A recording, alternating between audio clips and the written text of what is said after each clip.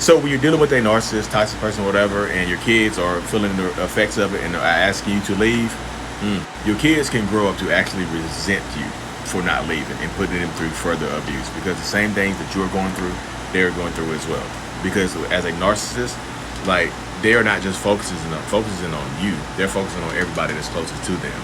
Everybody that's closest to a narcissist gets treated worse. They are making the kids feel, emotionally stunted. Like, where the kids will develop emotional issues and possibly disconnects in later on in life, and they'll resent you as well. Not just the dad or the mom who is putting them through it. They'll resent you for keeping them in it. So imagine, I don't know how old your kids are. Let's say you have a 10-year-old. So imagine in 10 years, your now 20-year-old son is sitting in the therapy, working on issues with you, talking it out with a therapist about you and their dad or their mom or whoever. And the therapist might say, hey, you might need to cut your parents off. The narcissistic one and the other one possibly. Be strong.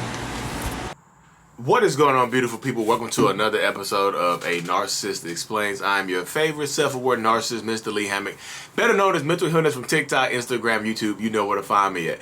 This is your first time seeing my face. I'm a diagnosed narcissist that brings awareness to narcissistic personality disorder and also validate the victims and survivors of said disorder. This series right here is where I take my TikToks and my YouTube shorts and, expound upon them on YouTube, because I can make them longer, because TikTok's YouTube shorts only 60 seconds.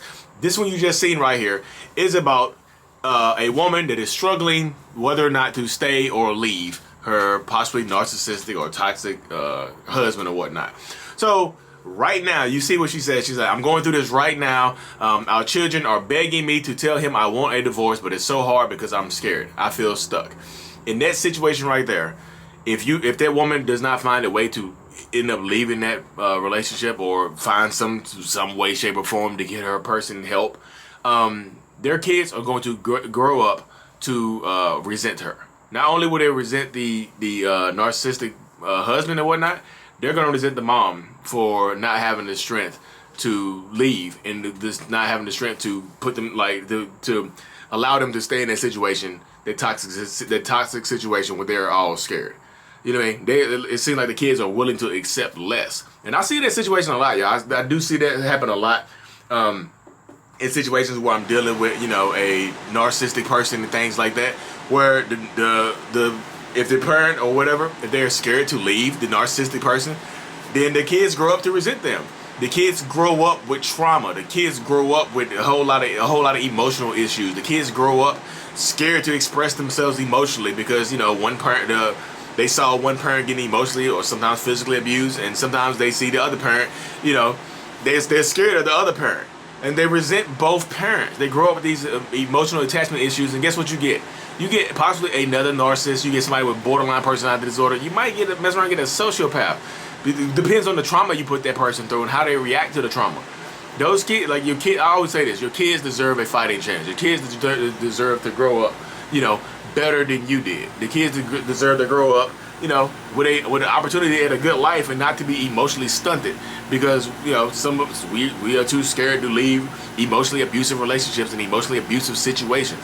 The kids deserve it, y'all. I feel like sometimes people are like we do get caught up in hoping the other person or the issue works itself out, or the other person fixes themselves, or the other person somehow gets better miraculously overnight or something like that.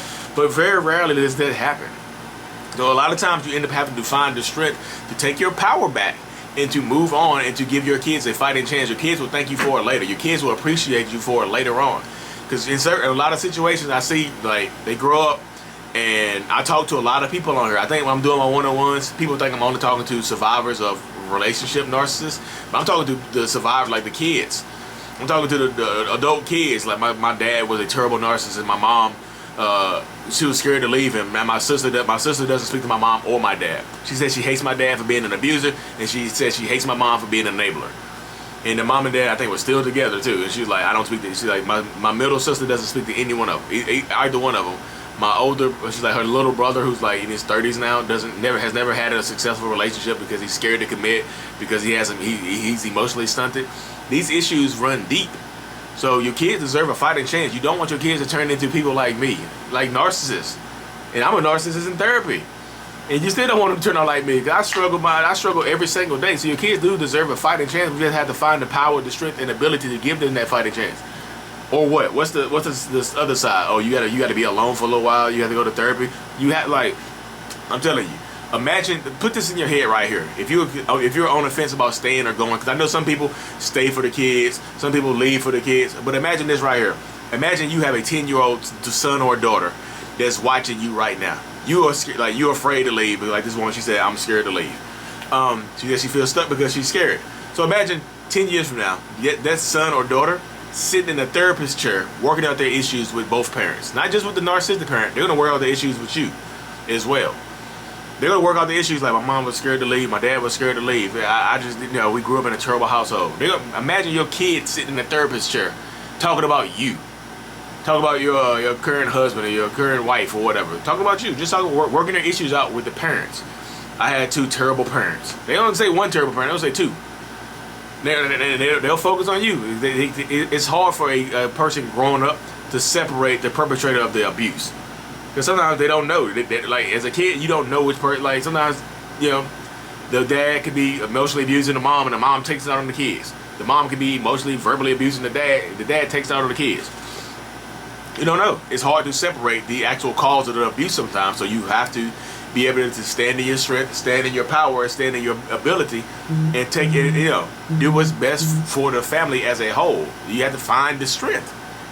Because, like, and the narcissist, they don't ever expect you to leave. Because guess what? The narcissist does not expect you to be strong.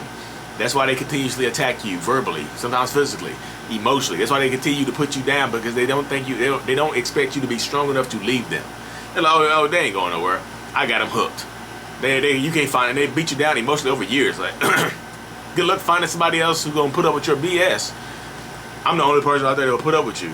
I'm the only person that can tolerate you. Boop, boop, boop, blah, blah, blah, beep, beep, beep. You heard it all. And they condition that into you over a period of time. And like I said, if you hear it enough, if you hear that type of stuff enough, you will start to believe it. So it's up to you to be able to take your power back, take your strength back, and stand on your own beliefs and stand on your own power. Because, like, your kids deserve a fighting chance. You don't want your kids to grow up to resent you. I'm telling you. I'm just telling you. I know how it goes. Those kids will grow up, resent you, and you'll hate yourself for it. You're like, well, you will hate yourself for it. So be strong, take care of yourself, and make good conscientious decisions on whether or not you should stay, whether or not you should go. Because, make a plan. Don't just leave abruptly. Sometimes you gotta leave abruptly, but if you got time, make a plan, put it into action. Get help. Ask for help. Don't try to do it by yourself. Sometimes you need to ask for help with people you can trust. But anyways, thank y'all for tuning in. Hit that like and subscribe button for me, please, because I truly appreciate y'all. Can't believe we hit 100 episodes of the Narcissist Code. I'm unbelievably thankful for that. That is insane, y'all. 100 episodes.